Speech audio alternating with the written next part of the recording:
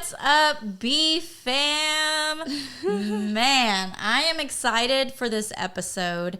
And this episode is kind of on a whim because we've been in this book study for the last couple of months, and I've had some awesome friends on helping me go through the book study. And this week I was supposed to actually have Vanessa, the author of Blended and Redeemed, come on. Wow. And yeah, I know. I'm like super honored to have her on. But both her and I got sick, and then we had to reschedule. And I was like, man, I have to either miss an episode or or I'm your second option. Or I have option number 2. No. Well, the thing I love about this is how God works all things out for the good, right? Because I was bummed when I got the message that she wasn't going to be able to record, but I was also sick and going to just like dose up on medicine and just try to make it through. So I was like, man, what can I do?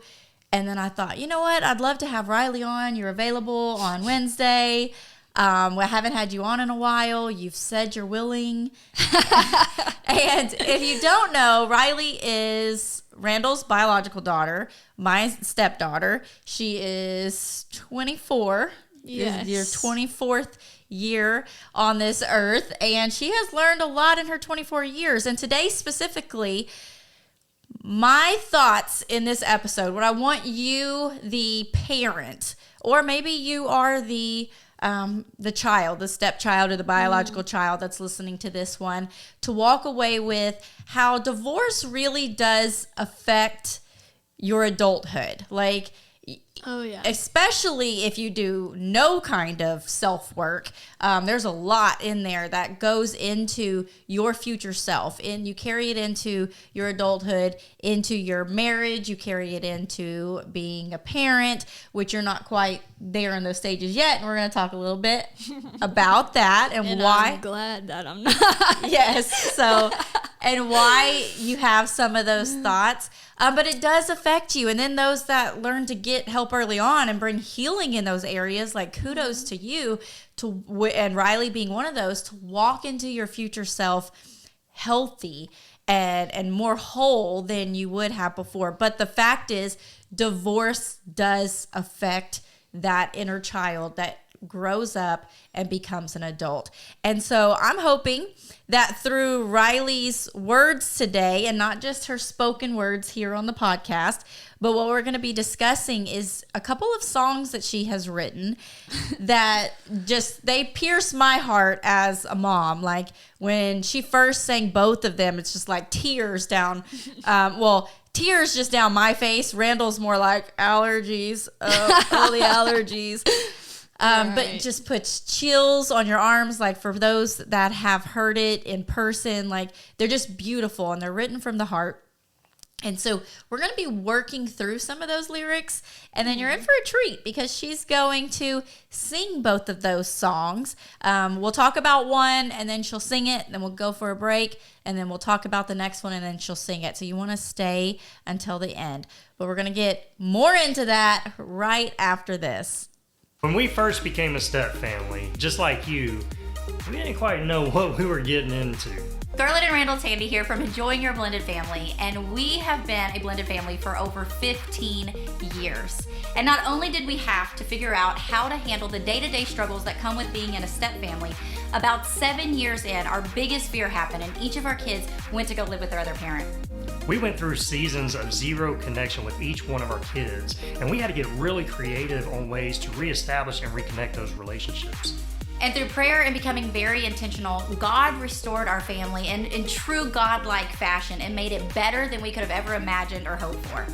So God has called us to help other families do the same thing, to make those connections. So if you're looking for stronger relationships, deeper connections, and more communication, then we believe it truly starts with being intentional and creating these fun opportunities in our family. Click the link so that you can get quick access to the process that we use to help you find common interests in your family so that you can be more intentional on spending time with your kids, your spouse, and your family as a whole. We believe you can take the step out of step family and create a blended family that you truly enjoy.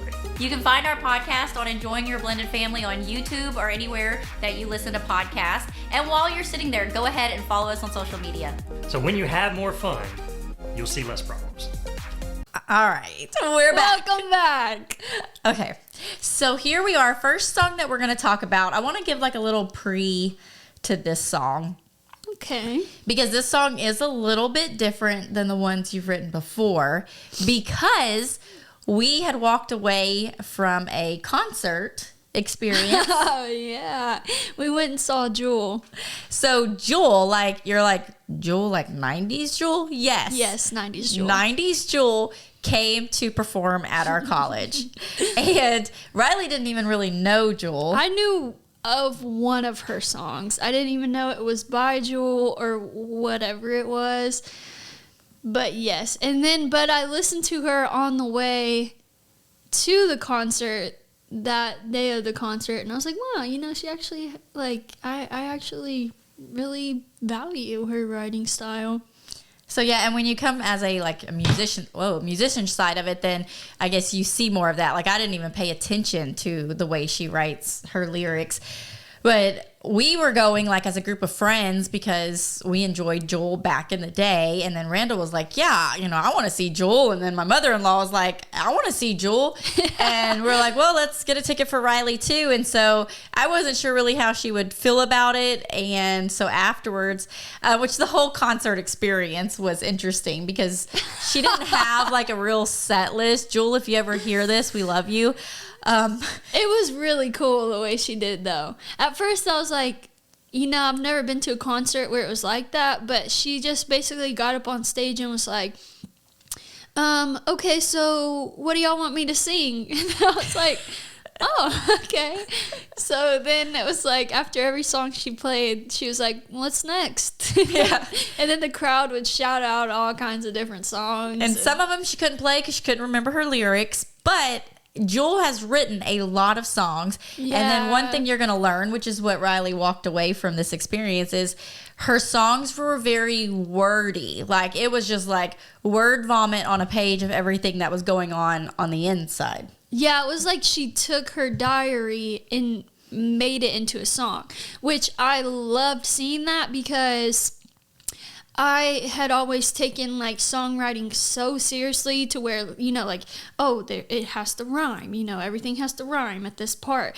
And then the chorus has to match this, and then the bridge has to match this. And it was just so structured to where it took the fun out of songwriting.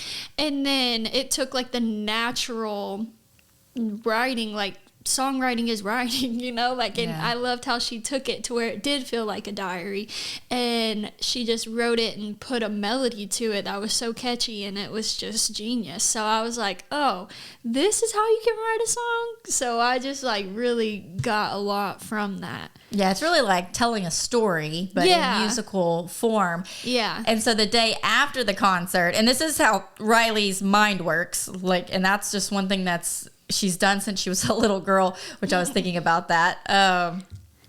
So pause on my thought. What was the very first song that you came in and you had written? Do you remember it? Ever? Something for the Stars. Wait, were you there? Yeah. Oh, heck yeah. That wasn't pre-Scarlet. Okay, that was BS. No. After Scarlet. AS. Yeah, okay, cool. What yeah, was that so song? I don't know, maybe I was I guess I would have had to been 8 or 9. Yeah. But elementary, late elementary maybe. Yeah, and I came in, we were at my granddad's house at the time. And I had watched Lizzie McGuire movie. Shout out to anybody who's seen Lizzie McGuire. So there's this song in there, and it's I don't know, the end song. It's this big climactic moment, and so I took that melody, which is completely illegal, but I took that melody, being young, and put my own words to it. And so I'm gathering everyone in the living room, and I'm like, hey guys, I got this little song for you that I wrote. And I was nervous as all get out and shaking, and just my aunt was like, okay, you can sing it, And so I remember singing it, and it was like, the lyrics are like, if you dream, it may just take you to Mars. Just a wish on a star can do it. There may just be nothing to it, but if you dream, your dreams will come true. I mean, if that don't tell you what kind of kid I was back then, you know, like, so. I'm pretty sure that's your same message today. It is. It's just more in a grown-up lyric. But yeah, I still do find myself writing about dreams, man. Them dreams got me. But yeah, so I remember doing that. And I just think, like, back to that time from an adult perspective, like, what were these grown people doing when I'm like, dreams will take you to Mars? Like, okay, astronaut, you know, go for it. But yeah, so that was the first song that I ever wrote. My sister, I told her the story about it, and she still to this day brings it up to me and won't let it go. So thanks, Trin. But yeah, I don't know where we were going. Well, the point was that, I mean, you've been writing songs since you were a little girl, and I've grown. It comes very natural to her. And I mean, she didn't write a whole lot of songs between that song and over the last several years, where she has started like really pursuing the writing and really finding her voice in that. But it's always been something inside of you. And so she'll be like, I have writer's block. I was like, it's been 24 hours since you wrote a song. Can you really call it writer's block? So when she comes home and says, I wrote a song, like, we just know, like, you know, okay, what you got? Give it to us. And every time. And so after the Jewel concert, next day, hey guys, I wrote this song. And actually, Randall and I were both like in a little funk. Well, he was in the funk. He was a little bit crappy. He was in a funk, and his funk was projecting onto me, and I am trying to learn not to be codependent with my emotions on him. And so I'm like fighting this urge to be in a funk too. And she's like, I wrote this song, and I'm like, it's not a good time, Ryleigh. Your dad has already retreated to the bedroom. And she's like, well, it's kind of about him. And I was like, okay, well, let me see. So part of my learning to not project is like, in the past, I try to protect like everybody's feelings. And so, okay, he's in a funk. Let's leave him alone. Let's let him go through his, thing and get out of it.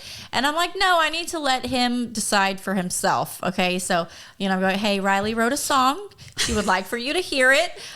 She's in the living room now if you want to come listen. It's like we like tiptoe around him, and it's so wrong. Like I feel like if we would just go up to him, it would be fine. But it's like we just always feel like he's about to explode. But so anyways, you go up to him but I think that's part of it too, is what I'm learning and growing through. Because of my past and my experience with men in my life, is when men are frustrated, you need to tiptoe around them. Oh, yeah. And so I have always done that with him and tried to protect him in that way and try to protect y'all because I don't want him to explode. But the reality is, he's not. He's never exploded. He hasn't. I've never seen him explode. He's never, not once.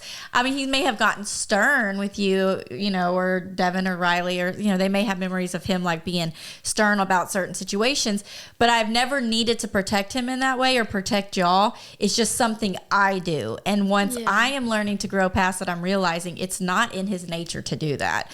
And so I, as I'm learning and I'm growing, I go and I tell him, so he comes and he sits down and Ryleigh begins to sing the song. So we're going to just kind of work our way through some of these lyrics. I shared the very first part with you guys on Instagram and TikTok, and many of y'all resonated, most from that little girl yourself.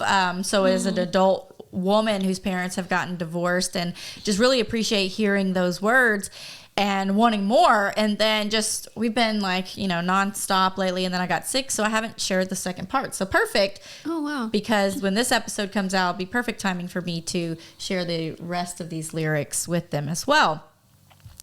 But it talks about when you were little and watching marriages die and having that front row seat of watching men like walk out of your life, type thing. And this isn't just watching your parents' divorce. But let's start there, because that's, the first. I think we might have talked about this before on a previous podcast about that first memory of watching. It's a little bit different because when you saw them separate, you went with your dad. It wasn't watching him walk out your life kind of thing. Yeah. But what was that first memory of divorce, breakup? This is what my life is like. Well, I'm glad you asked. So Great question. Great question. That's what all the good podcast interview people, they're always like, that's a great question. Oh, great question. I'll get right to that one. So, I think my first memory, and I always remember this, and I always go back to it when I think of this, is when me and my dad are in the U-Haul and we're on our way back to Texas, and I was probably 5. But I just remember like that being the moment to where I finally realized like, oh, this is like, we're leaving. Like this is that we're not coming back. Like it was like I finally got it. Like this is what divorce is, and I understand it now. And I just remember as a little girl being so sad. Like I was just crying and looking out the window like with puppy dog eyes, because I was like, we're really leaving. Like I'm leaving my home, I'm leaving my mom, I'm leaving my siblings. Like it's over. There's no hope, or not hope, but like there's no going back to it. The door's closed. So I remember that being my first memory of divorce, and the all the emotions that come with it, because that was the first time that I feel like my heart was actually broken, was in that moment.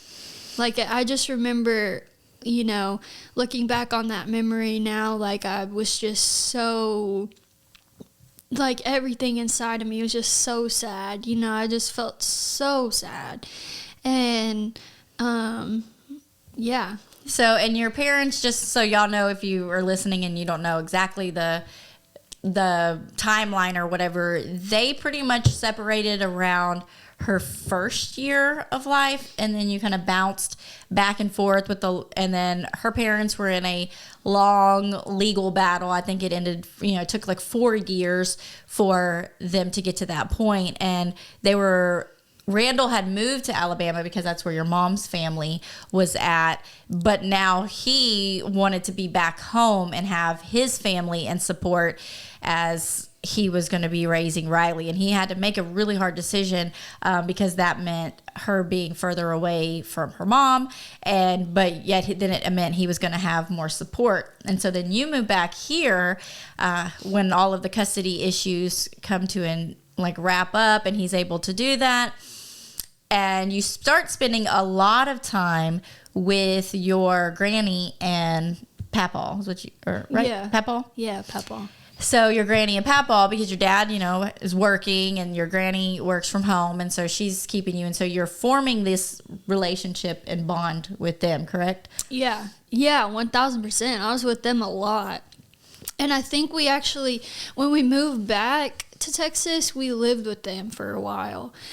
And so my granny, in a way, was the only, mother figure that was there for me kind of full-time. So she took on that role, and me and her got really close during those, from 5 to I don't even know when her, and my papa got divorced, but... Yeah, and so then, so we'll talk about that next, because you write about that in the song, experiencing that with your granny. So that was one of those divorces that really came out of left field. And I want to talk about these different dynamics because, we think about their parents' divorce and the effects that has. But the effects of divorce in general in your family unit has these different effects at no matter what age, or what dynamic in the family it's coming from.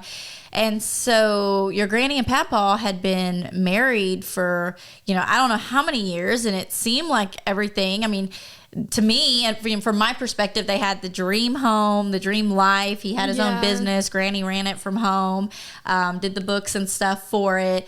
She cooked and cleaned, like she was just so like grandmotherly or motherly, just depending on she's an amazing mother-in-law. We did holidays over there. She had a little piece of property. And so our handprints were on the front porch, like it was just... Yeah, everything just really like entwined in that way. And it just, the marriage coming to an end was like one New Year's, he just sat her down and said, I'm not happy, I'm gone. And there was nothing that she could do about it. And he bolted, and we've never seen him since. Like, no goodbye, no nothing. If Randall would have seen him during that time, he sworn he would have killed him. So maybe that was God protecting him, because, she was devastated from that, going through another divorce, especially at that point in her life, because that's what her whole career and stuff was based around. And now she was left having to find a job at her age. I think she had just turned 50. And so that in itself, being told, like, do you have that memory of, hey, Papa left? I was there actually the last time that they saw each other. Because so you wrote about that, but I didn't realize that was fact. Sometimes when you write stories, you write it in a, maybe not exactly 100%, but so you were there. Yeah, I was there. And I remember because they were like wrapping up some last minute house things, because they were working on selling the house. And so they were wrapping that up. And then my papa was over there, and I remember like him and my granny talking, and they were just having a serious conversation. And then I came in because I couldn't even tell you how I got there. I don't know if my dad came there and dropped me there. I don't know, but I walk in, and my papa's there in the kitchen, and then I remember like I knew he was gonna leave. Like I knew, because they had already told me, I think, like that they were getting a divorce and everything. But I remember being so excited to see him, because I hadn't seen him in so long, because they were together every day. And then, so I was so happy to see him, and I ran up to him, and I was like, oh, hey, Papa, I love you, and all this kind of stuff. And he was like, I love you too. And you could just see like he was tearing up, saying that, because despite my granny and my papa's like relationship, me and my papa were really close. Like he would even, in his 50s, he would run around and chase me around the house. And, he was just a really good papa. And so I just remember hugging him and being like, okay, we'll see you later, and then him leaving. And then, like me realizing that was probably the last time that I'll see him. And that was just super heartbreaking for me, even too, to just be like, oh my God, like I literally just watched this man walk out of our lives, like for good. And I even remember like there was a time like later on to where I saw my papa's son like at a gas station, and I just remember that moment I like broke down, because my dad was like, I don't know, pumping gas, things that you do at a gas station. And so then I saw his son walk into the gas station, and I was like banging on the window, like, hey, like, it's me, I'm here, like, I see, trying to make that connection, and then realizing like it's never gonna be the same. And just having to let that go as a little girl was really hard to come to terms with. But yeah, I was there. Yeah, so I guess I didn't realize that, because in my mind, he bolted. We never saw him again. I never saw him again, and I guess, I was pretty sure your dad never did. So maybe you rode like the school bus to Granny's, or she picked you up from school that day or something? Maybe she picked me up, and then we walked in the house. I don't know. Yeah, I'm not sure, but... And that's one of those crazy things with the way that worked out, is because he was a step parent, or like he was Randall's stepdad, and when they cut that off, it was cut off. Like there was no, and you had cousins and stuff through that family, and it just really severed. And that's where all the holidays and stuff were spent, and like severed. And really, it was over. It was just done. It wasn't like you were still trying. He was still in a relationship with you, or, you know, trying to have anything with you. It was just gone. It was such a cold turkey. Like, one day you have these people in this incredible family, and all the cousins are over. We're having crawfish boils and family get-togethers and New Year's parties, and then all of a sudden, boom, nothing. Everything's done. House is sold. Granny's moved. Like, it was just like a huge, like, nobody saw it coming. So that one I feel like even hurt me more than seeing my parents getting divorced. And you're probably a little older and more mature at that point, so you're starting to like recognize things a little more. And then the other relationship that you talked about is your mom and your stepdads, which your mom and your stepdad got together around the same time, maybe a little before your dad and I got together. So you were around probably 7 or something when y'all got together. And that pretty much like was one of the strongest times in your mom's lives, right? Like when she was married with him. And when you went to live with her when you were 14, 15, things were going great, you know, as far as you knew or we knew or anything. Like, their marriage was going good. And you go and you move, you go for the summer, you call us, hey, I'm not coming back. I'm staying here, living with mom, you know, just plot twist. You're gonna do life with mom, you know, and y'all, we've talked about, you know, the parts of that story in here, but from your perspective, then how that kind of came crashing down. You want to talk about that moment? Yeah. So I was there for 6 months after telling them that I was not coming back after the summer. And then that's when like things really started unraveling. And that's when they decided that they were going to get a divorce. And I was like, great, you know, I've been waiting my whole life to live with my mom, and now 6 months later, divorce. So I was like, oh, wow, that's really lucky. But then I remember calling my dad. And hold on real quick. At this point, who was living at your mom's home? Like, who was her, like, primarily or whatever? It was me, my stepdad, and my little brother, and my mom. So it was just like us 4 in the house. My sister and my other brother, their dad had full custody at the time, so they only came like every now and then. So yeah, then all of a sudden they were getting divorced, and then all of a sudden my stepdad cheated, and then all of a sudden he's had an addiction problem his entire life with drug abuse, and it was just like all these things like back to back to back that I didn't know anything about. And so it was just a really hard time. And then I called my dad and I was like, I need you to come get me because things had gotten really bad. And my mom and my stepdad were they were very vocal about their divorce. So they, like, as far as like with you guys in the house? Yeah, they were constantly fighting in front of us, constantly like, whose side are you guys on? You know, like trying to make one person look better than the other, which is something I don't recommend. Please don't do that, because that literally tears your kids apart and puts them in the middle. But yeah, so. And what was your relationship with your stepdad up to that point? Oh my God, we were so close. He was such a good stepdad. Like, I considered him my second dad. Like, he literally grew up, you know, since I was 7 until that time when I was 15. Like, he had just always been in our lives. And he was a great dad to my little brother. So he was just a really solid dude. And yeah, just to come out and realize that he had issues with drugs and that him and my mom had always been fighting, but they just kept it. They just covered it up pretty well, and his like, drug use and stuff, he just functioned pretty well. Yeah. Or he used to struggle with it and he was clean for a long time, and then all of a sudden he started using again. No, from my understanding, he had been using like the whole time. Oh. On and off the whole time. So, yeah, it was just a huge shocker.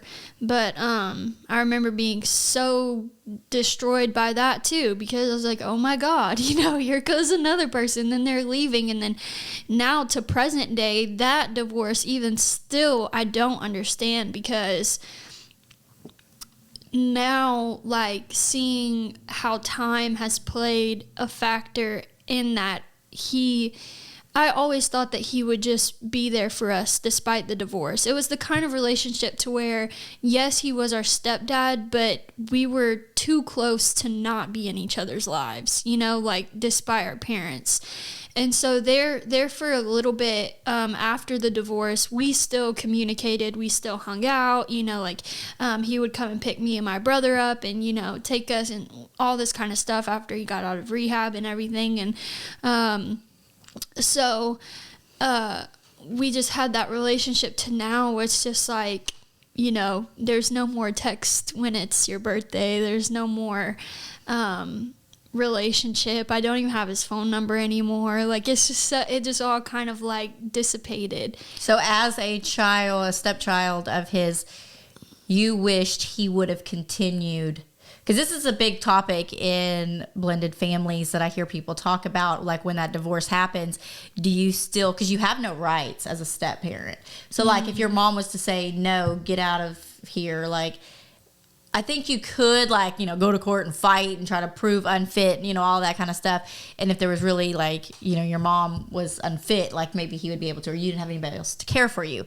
Yeah. But despite the court and all of that, just as a child and your emotions and growing up, the relationship you had, you wish he would have continued that relationship with you. Yeah, 1,000%. I wish that he would have done that. Yeah, that's all I can say. We just had such a good relationship as kids, so you see this pattern growing in your life as far as men in relationships with women in your life, and then them leaving. And so as the lyrics in the song continue, you go on to talk about, which I feel like we could go so deep into both of these, we could have 2 completely different episodes. That's the vibe I'm getting here. Yes, because we're not even like through part of the song, and so we'll have to see how that goes, because I really do want to talk about both of these songs here. So you go on to talk about your dad and his place in your life and what you've seen. I mean, the lyrics talk about, I'm convinced my dad is the last good man on this earth. And so share a little bit about that, because that wasn't, or I guess you tell me that, because I know, like, you were 100% daddy's girl. And no shame in my game. Yeah, no shame in that. I had this moment I think it was yesterday, because like you, I have grown up with a pattern of men that walk out. Like, I'm getting teary-eyed just remembering yesterday. I like, see you're about to cry. Just remembering that habit and routine of just men not being there. Like, I had no grandpas. One, because he died. I mean, no hard feelings. Which was my Grammy, the one that I'm closest to. Her husband died, at a young age, and she never remarried. And so I didn't have a role model there. And then with my dad, we had a lot of issues to where early on, that trust was broken. And then my mom's dad, she had 2 of them, and neither one of them were really in her life and that I spent any time with. And so besides my uncle, possibly being the one that I saw, like, on a more continual basis and that I could consider to be a father-like figure, I didn't have that. So I was having this, like, breaking up with some inner vows, because that's what Blended and Redeemed, there, a chapter with that, trying to break down some of these why I do the things that I do. And I just sat there in the chair and I just started crying, like, as if I was, like, visualizing myself in God's lap and, like, sitting with him and picturing what that would be like, because I didn't have a dad's lap to ever go sit in, to being like, I never experienced a daddy. Like, I might have had a father, I had a dad in my life, but our relationship was not a daddy's girl, fatherly, like, crawl up in your lap kind of thing, or can't wait to see you again. I don't know, it just wasn't like that. Whereas you have grown up a daddy's girl. Yes. Yes. Yes, I have. So growing up, just give a brief, like the qualities of your dad from a little girl perspective that made you feel loved and secure and safe. I was actually just thinking about this the other day because it was his birthday. But I was very fortunate and am very fortunate enough to have that at least one consistent person in my life. I know several people who don't have any consistent person in their life, or parent or anything.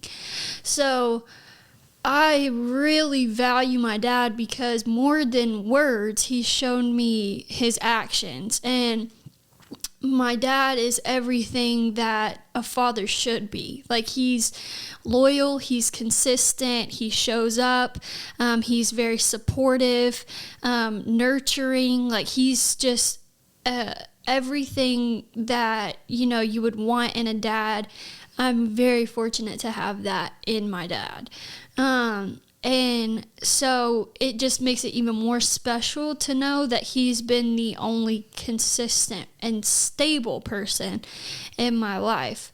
So I just really clung to him and still do cling to him. He's my dad, but, he's the one I run to for, any advice, I obviously run to you too.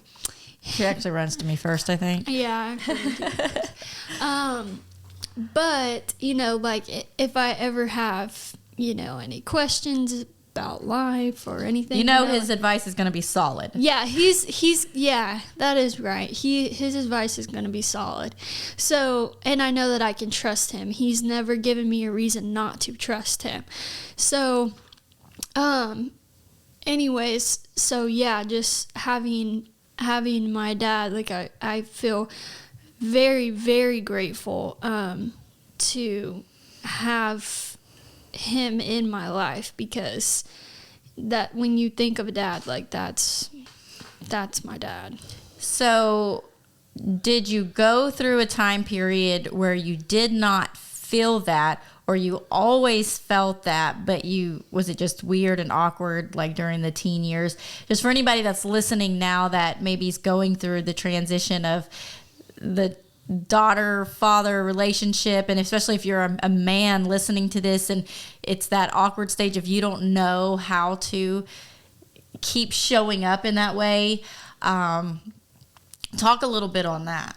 Oh, yeah. So, as you know, I did go through that season to where even though my dad is, I just really built him up here. Even though he's like a really, really great dad, I mean, when you're a teenager, any good thing, you just run from it. I don't know what it is about being a teenager. You just question everything and run from everything. So, as a teenager, I was trying to figure myself out, and I had having parents who are divorced. You have one parent in your ear, and then the other parent in your ear, and then the grandparents and the step parents, and everybody's in your ear, and you're just trying to figure out what you believe and what you stand for. And so when I was living with my mom, I had her in my ear, because I was living with her. She was around me every day. She was the kind of mom who's going to tell you what she feels and how she thinks about the other parent.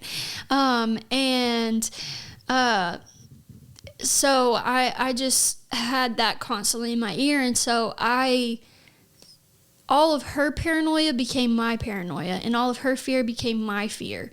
And so I was suddenly scared that my dad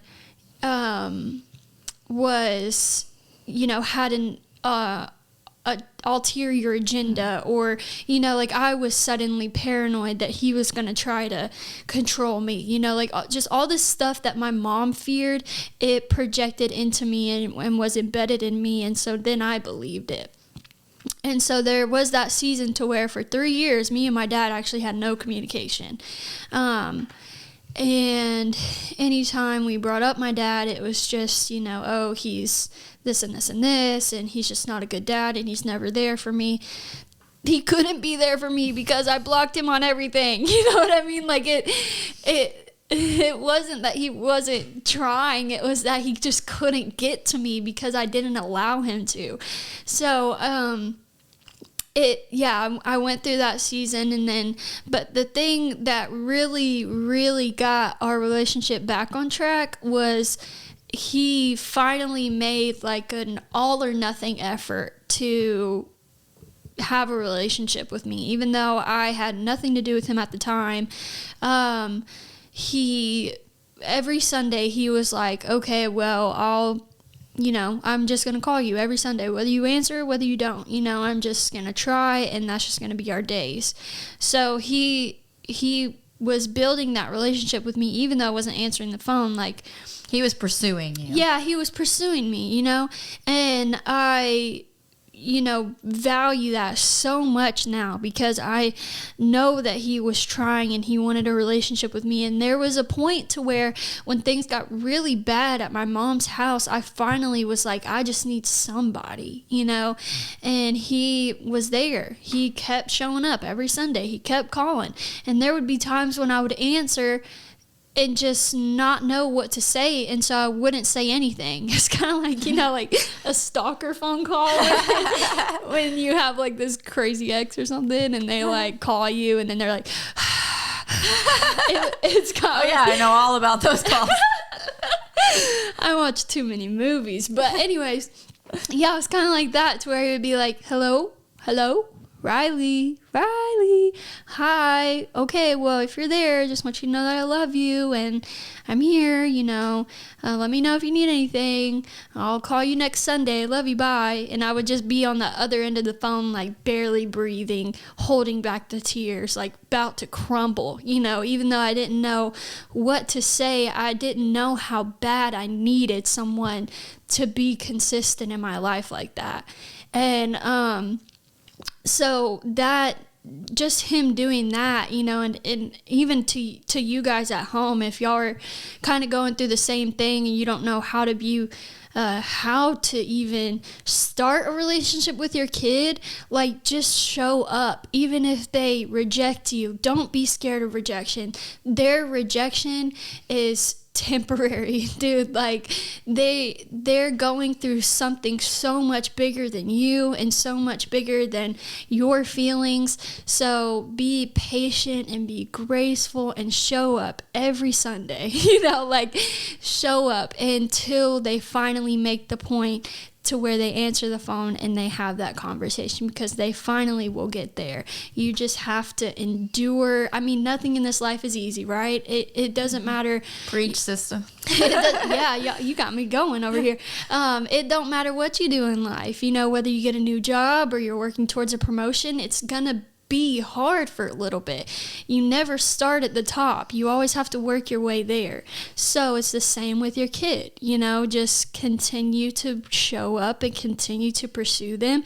And I swear that they will see, and just your actions alone is showing them that they can trust you, and that you can be that person that's consistent in their life, Whew. So anyways, I'm sorry I went off on that rant, but man, I am very, very grateful that my dad did that. Had he not done that, I don't know where our relationship would be right now. Had he not tried, I don't know if we would have a relationship right now. I don't know if I would be here on this podcast. I don't know if I would be best friends with my stepmom. I don't know the outcome of any of that. I just know that he was praying and he was with God and he was reaching out to me, and that's built the foundation of what our relationship is now. Yeah, and so bio parents, dad or mom, if this is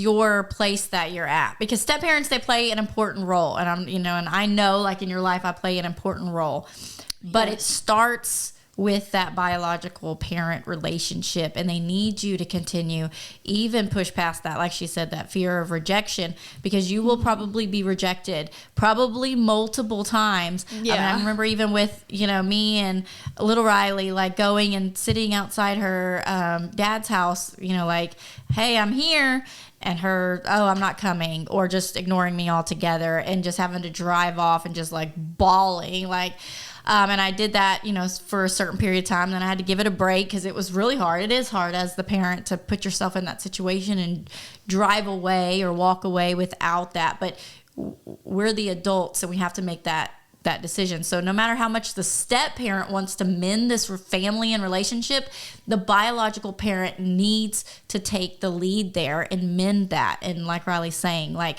that changes everything. Give it time. I know when you're praying for something and God doesn't answer in 24 hours, it feels like he's ignoring you. Try 3 years, or like for Abraham and Sarah, I think it was like 15 or something, like a ridiculous amount of time. Like, God is listening, and as you keep turning to him and keep doing your part, it's going to make a difference.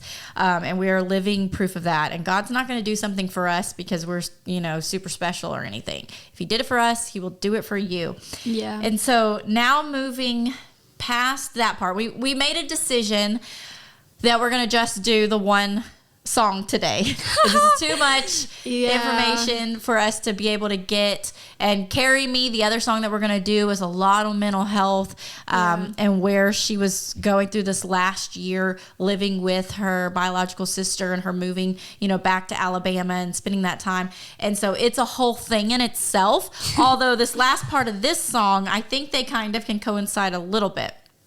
But I want us to be able to focus just on this next part of why you wrote this. And you're talking about being picky when it comes to relationships and picking your future spouse, and what that looks like for most girls, especially this age.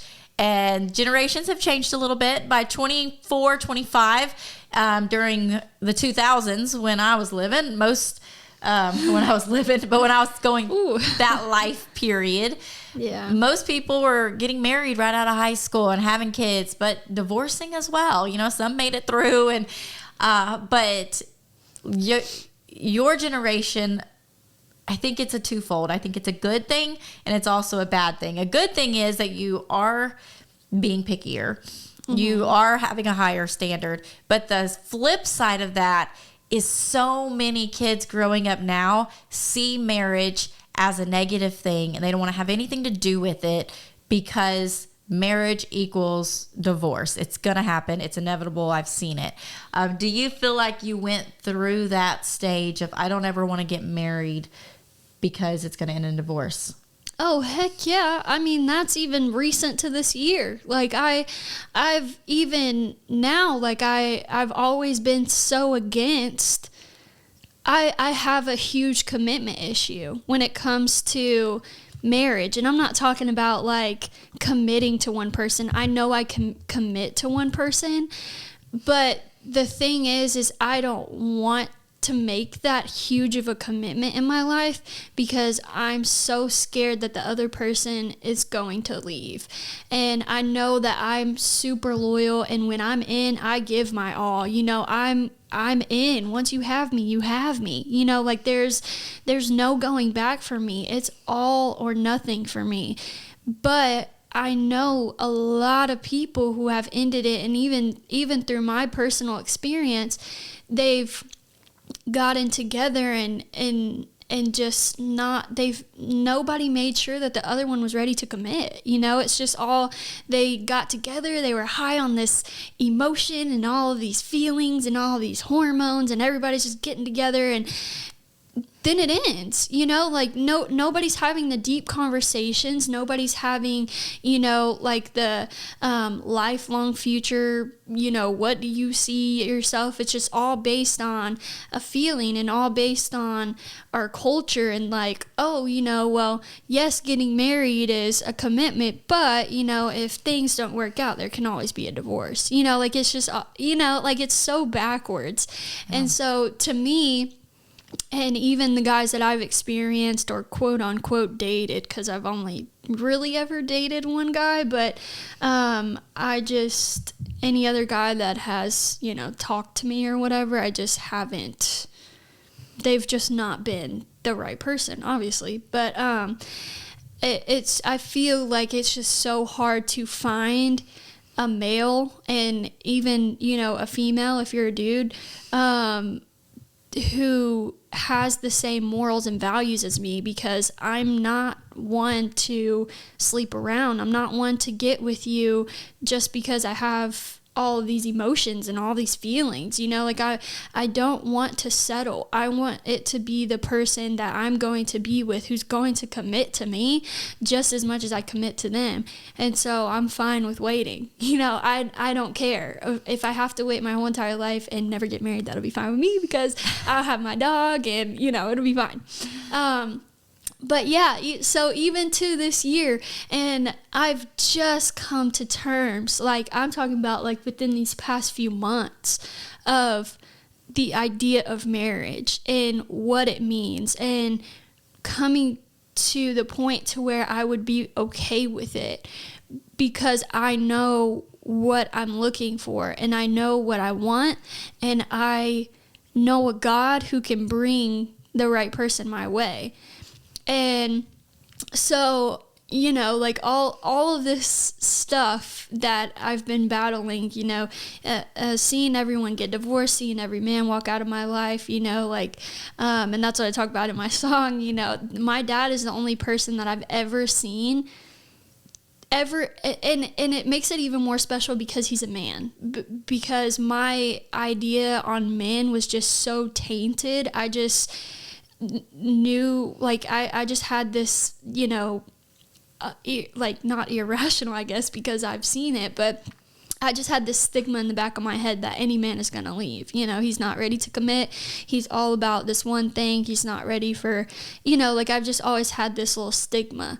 And so it makes it more special that God has put my dad in my life to be a man that I can see, to be that example, to see that, everything's not always rainbows and butterflies with you guys. Y'all have y'all's tiffs and y'all have y'all's things that y'all get into, but at the end of the day, without a doubt, he's 100% committed to you. No. And you're 100% committed to him. And it doesn't matter how rough things get. Y'all know that when y'all signed up for marriage, y'all signed up for life, and little arguments and little tiffs and things like that aren't gonna separate y'all, because y'all are so strong in God and y'all are so strong in each other. So if everyone could just grasp the fact that they need to commit, I feel like if those deep conversations were had from the beginning and everyone got on the same page and everybody just knew, there was that understanding, the divorce rate would be so much lower. Okay, because this is a huge thing in step-family world. Who comes first, marriage or the kids? Mm-hmm. And a lot of people argue that, the kids are helpless. Of course you go first. So we're not saying you neglect your kids and you're going out on date nights every night. But from what I'm hearing from you, it is very important for the child to see a healthy marriage modeled in front of them. Yeah, 100. Put your marriage first. Put your marriage before your kids. I'm a kid saying that. Please put your marriage before your kids. And I'm not saying when things come to the bottom line, choose your spouse and let your kids just starve. I'm not saying that. What I'm saying is, by you choosing your spouse and going on dates with them and pursuing them and doing that, you're for your kids, because your kids are watching you. They're constantly watching you, whether they're 3 or whether they're 18, 19, 20, however old, they're always watching you. And So by you putting your marriage as a top priority, you are putting your kids first. Like, you are making it a priority to keep your family together, and that's helping your kids, you know? So I think that's, you know, what you're trying to say is for that, and I guess just to shed some clarity for everyone, you know, like, it's so important to put your marriage first and foremost. You are helping your kids. Like, just bottom line, you are helping demonstrate for them commitment. You're helping demonstrate for them what it looks like to have a healthy marriage. You know, work all of y'all's, you know, little tweaks out, you know, stay committed to each other. Yeah, what it means just to stay married. Yeah. So many people, I mean, the divorce rate in second marriages, like once you've been divorced, is so much, it's higher even than just in first marriages, because it is hard and people want to leave, and you feel like you have to pick your kids over your spouse, but your kids need you to choose to make this marriage work. And that doesn't mean it comes down to like, okay, I can't have my kids. And I'm sorry if that is a step parent making a parent choose, shame on you. Like, yeah, that's shame on you. So toxic. You need to get into some counseling, and you need to work on some stuff with yourself. I'm just going to be blunt there. But if you're the biological parent, you're always putting your child over your new spouse, shame on you too. Like, that's not okay. What your kids need to see is that the two of you have made a choice to come together. The kids didn't choose this for you. Yeah. They didn't parent trap you for most part. Yeah. So right. you have chose to come together and get married. Take it serious and do what you need to do to make this marriage work so they can see what success is. Because in the song, she talks about 15 years being the longest relationship. And I mean, if we broke down all the relationships in her family and stuff, but she's talking about the one she's witnessed closely. 15 years. And 15 years doesn't even seem like that long, because we're a blended family. We were married previously, so we don't have the same kind of 20 years that most of my friends that haven't divorced have on them, or 25 years now. But for her, that's huge. Yeah. Seeing a marriage last that long, see that we continue to stick together and make the hard decisions. And I'm just going to tell you, that doesn't happen without God, because it is hard. And having to make the choice to commit to Randall is me making a commitment to God as well, saying, this is what we're going to do. We're going to stick this out.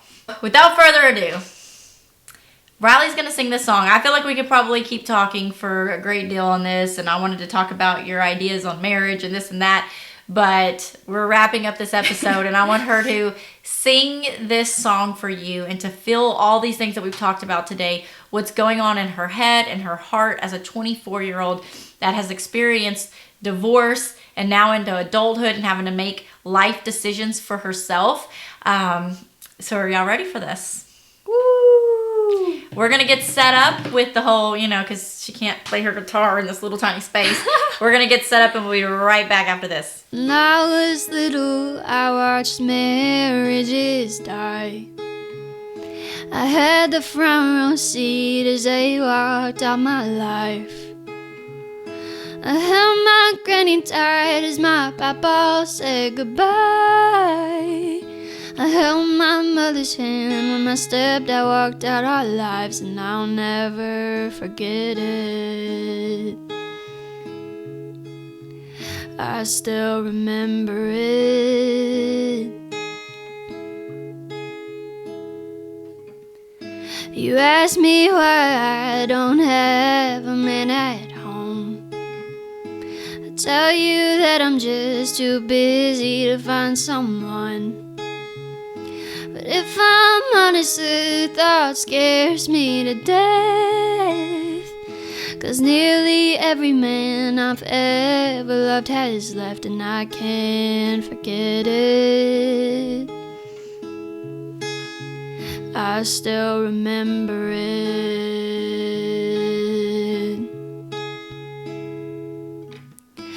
I'm convinced my dad's the last good man on this earth.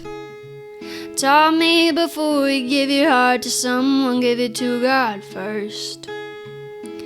15 years I've seen him love for better or worse. The longest marriage in my family to ever work, and I can't forget it. I'll always remember it. So I'll be picky till I pick the man I say I do too. This culture's love at first I married overnight won't pressure me into rushing in too quick and ending it with your heart shattered on the floor. He'll be ready to commit when things get hard, 'cause I want more than just a feeling, I want more than empty words. I'll wait until I find the one to break this generational curse. And sometimes love comes and goes, but if there's one thing that I know, it's that good things come to those who've learned to wait their turn. So I'll wait.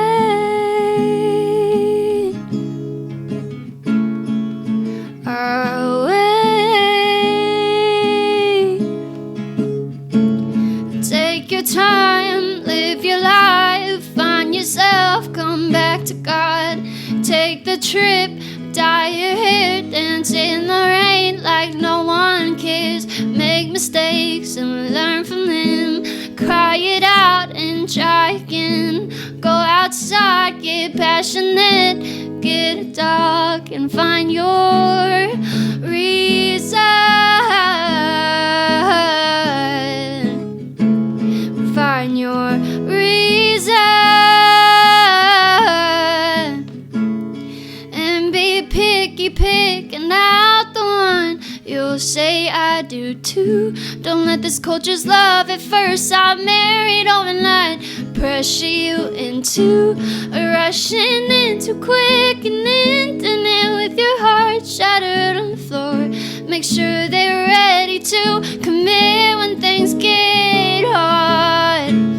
Search for more than just a feeling, pray for more than empty words. Wait until you find the one to break your generational curse. And sometimes love comes and goes, but if there's one thing that I've learned, it's that good things come to those who know to wait their turn.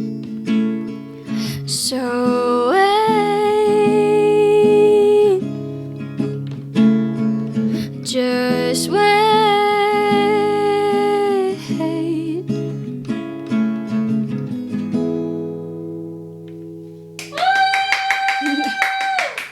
Okay, before we wrap it up, I'm from way over here. You're gonna have to wrap up this episode over there. Okay. Tell them when your album's coming out. Oh, my album will be out by October 27th. It's called The Beautiful Collide. And yeah, go stream it on Spotify and Apple Music by Ryleigh Angelina is where you can find it. So yeah, and this song will be on there. Awesome. You want to tell the B-Fam goodbye? Goodbye, B-Fam. I've had the time of my life. Thanks for joining us today. We hope this episode has been a blessing and encouraged your family journey. Make sure you stay connected with us and join our weekly Blended Family newsletter. We send an email out every Friday morning full of support and encouragement. And when you join, we also want to give you a free gift. So go get yours today. The link is in the show notes below. Have an amazing day. Remember to enjoy the journey with your blended family, and we'll see you on the next episode.